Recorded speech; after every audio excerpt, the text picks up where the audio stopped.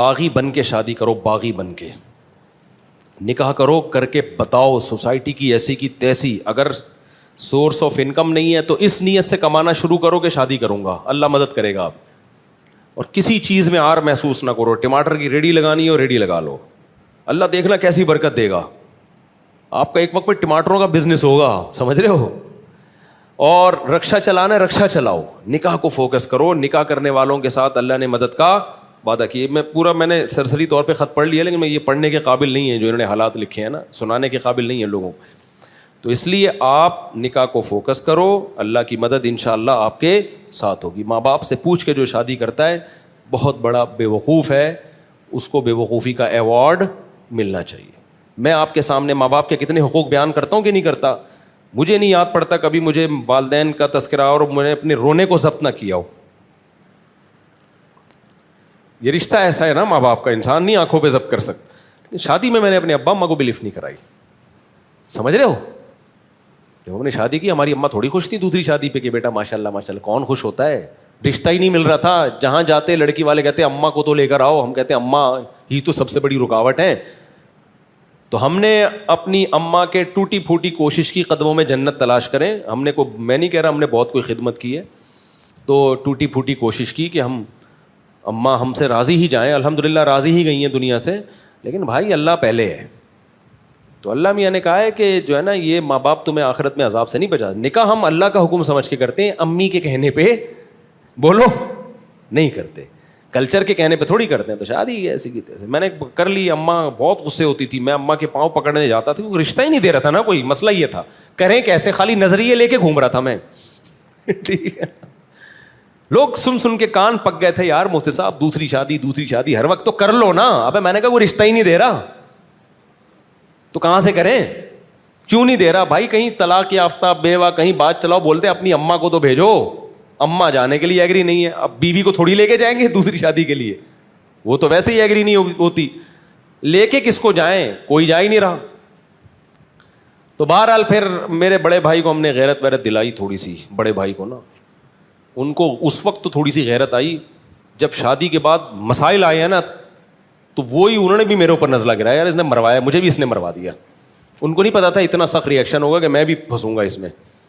تو اور این میرے دو بھائی آخر میں ایگری ہو گئے تھے, چلو ٹھیک ہے کر لے یار.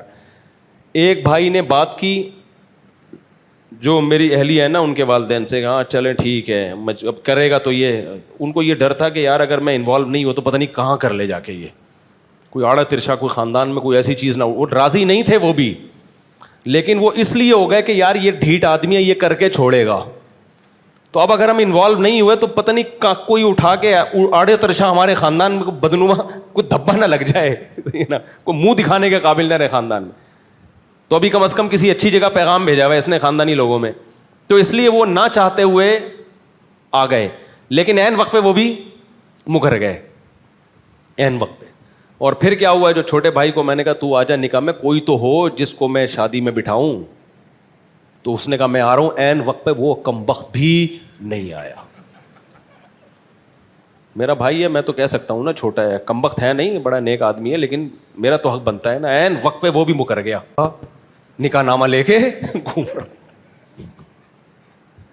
لڑکی والے کہہ رہے ہیں کسی کو تو لے کر آؤ بھائی, ہم لوگ خاندانی لوگ ہیں, ایسے تھوڑی ہوتا ہے. الحمدللہ بڑے میرے سسرال بہت اچھے لوگ ہیں, وہ بھائی کسی کو تو لے کر آؤ بیٹا, ہم نے ایسے کبھی نہیں, ایسے وہ رخصتی ایسے نہیں ہوتی.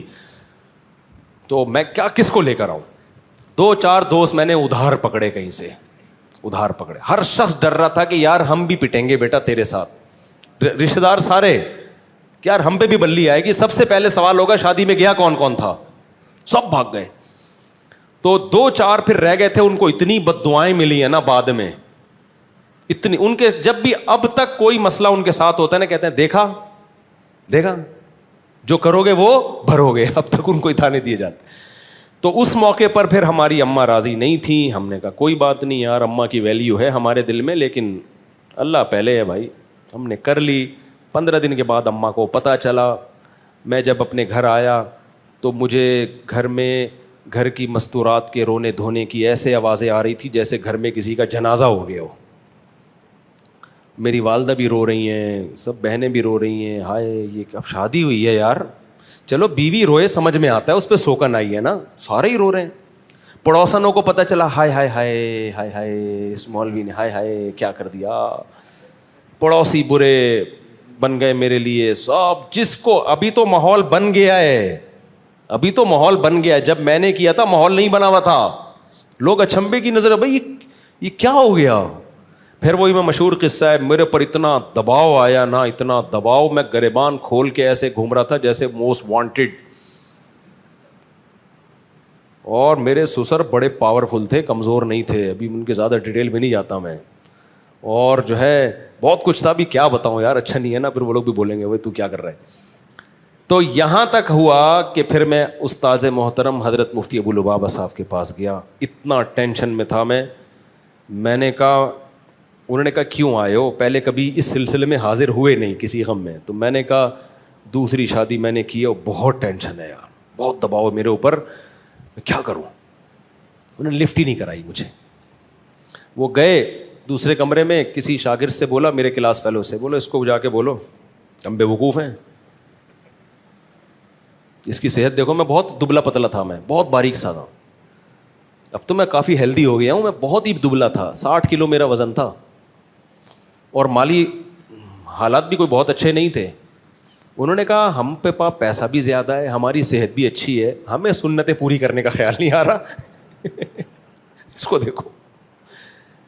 اور اب آیا روتا ہوا, رو نہیں رہا تھا, یعنی صورت میری رونے والی بنی ہوئی تھی. پھر مجھے کہنے لگے, اس شاگرد سے کہا, مجھے ڈائریکٹ کہا بھی نہیں, لفٹ نہیں کرائی گئی, کیونکہ یہ کیس ہی ایسا ہی نہیں ہے کہ اس میں کوئی کیس بنتا ہی نہیں ہے, یہ تو تم نے خود حماقت کی ہے. پھر کہنے لگے اس شاگرد سے کہ اس کو جا کے بولو, کچھ لوگ جو ہے شہد کے چھتے میں ہاتھ ڈال کے ڈائریکٹ شہد کھا رہے ہوتے ہیں, اور بولتے ہیں مکھیاں کاٹ کی ہو رہی ہیں, اور یہ شہد کے چھتے میں منہ دے کے شہد پی رہے اور بول رہے ہیں کہ مکھیاں کیوں کاٹ رہی ہیں.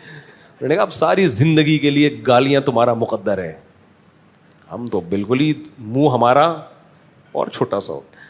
تو اماں کے یہ حالات. پھر جب زیادہ غم آتے ہیں نا انسان پر, تو اس کو انجوائے کرنا شروع کر دیتا ہے.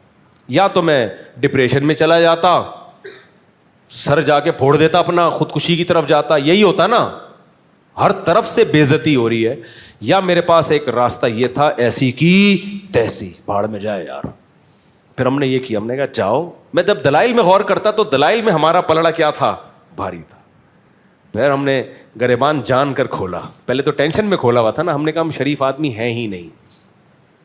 لوگ کہتے تھے نا تم مولوی ہو کے, شریف آدمی ہو کے, اللہ کا شکر ہے ہماری عزت تھی, عزت دار گھرانے سے ہو کے شریف آدمی ہو کے. میں نے کہا کس نے کہا میں شریف ہوں, میں تو بدماش آدمی ہوں.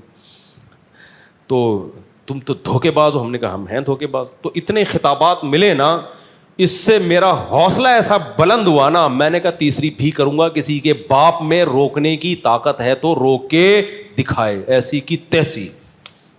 پھر جو میں پھڈے باز بناؤں نا, میں نے کہا یار اب ہمارے بڑوں نے بتا دیا تھا بیٹا زندگی گئی ہے پھڈوں میں. میں نے کہا ابھی نہیں, پھڈوں کو